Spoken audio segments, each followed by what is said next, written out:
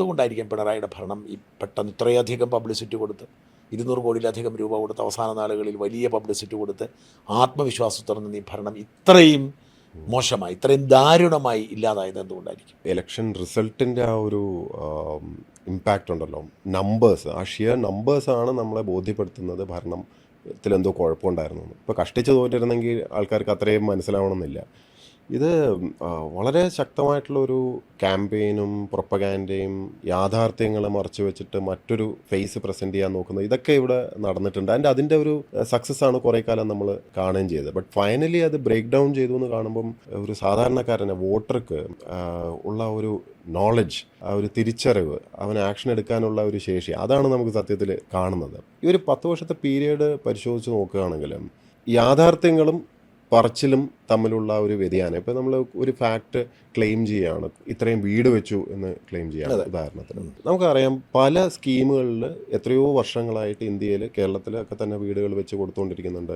നമുക്കിവിടെ ലക്ഷം വീട് അന്ന് പണ്ടുണ്ട്. പിന്നെ ശ്രീ എം എൻ ഗോവിന്ദൻ നായരുടെ അദ്ദേഹത്തിന്റെ പേരിലുണ്ടായി EMS ഭവന പദ്ധതി ഉണ്ടായിരുന്നു.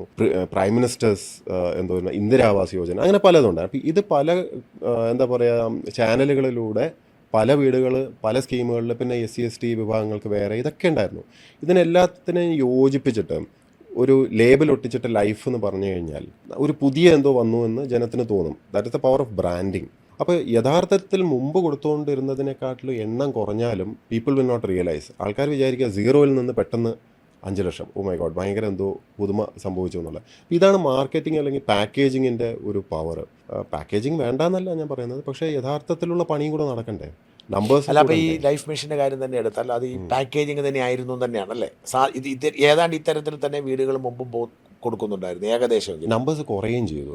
ഇപ്പോൾ കുറഞ്ഞു, വളരെയധികം കുറഞ്ഞു. ലൈഫിനകത്ത് വന്നതിന് ശേഷം SC/ST വിഭാഗക്കാർക്ക് കൊടുത്തുകൊണ്ടിരുന്നത് ശരിക്കും ഡ്രാസ്റ്റിക്കായിട്ട് കുറഞ്ഞു പോയി. നമ്മളവിടെ പൈസ പാർക്ക് ചെയ്യുന്നുണ്ടെങ്കിലും വർക്ക് നടക്കുന്നില്ലായിരുന്നു. ആ ഡിപ്പാർട്ട്മെൻറ്റ് കൈകാര്യം ചെയ്തുകൊണ്ട് എനിക്ക് അറിയാവുന്ന, ഇതുമായിട്ട് ബന്ധപ്പെട്ടിട്ട് മിനിസ്റ്റർ പലതവണ മീറ്റിംഗ് എടുക്കുകയും ഒക്കെ ശ്രമിച്ചതാണ്. പക്ഷേ ലൈഫിൽ പൈസ പാർക്ക് ചെയ്തിടുന്നു, വർക്ക് നടക്കുന്നില്ലായിരുന്നു. ടോട്ടൽ നമ്പേഴ്സ് കുറഞ്ഞു. ഇതേ പ്രശ്നം മത്സ്യത്തൊഴിലാളി മേഖലയിലും ഉണ്ടായിരുന്നു.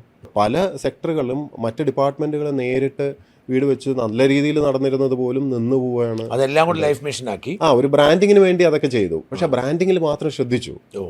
ഞാൻ പറയുന്നത് ബ്രാൻഡിങ് മോശമാണെന്നല്ല, ആവാം.